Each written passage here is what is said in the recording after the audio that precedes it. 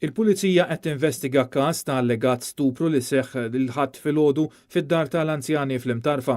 Min informazzjoni li għandu Net News jidher li mara ta' 23 sena li taħdem bħala cleaner fid-dar allegatament sfat aggredita u stuprata minn carer fl-istess dar. U mifhum li l-allegat aggressuru ta' nazzjonalità barranija. Kelliem l-Pulizija konferma ma' Net News li l-Pulizija waslila rapport dwar inċident fid-dar tal-anzjani fl-Imtarfa għal ħabta tal-10 tal-ħadd filgħodu u li l-Pulizija qed tinvestiga l-każ. Sadattant fi stqarrija s-Segretarjat Parlamentari għal persuni b'diżabilità u anzjanità attiva konferma r-rapport li xandar Net News u qal li għaddejja investigazzjoni mill-Pulizija wara l-amministrazzjoni tal-istess residenza għamlet rapport.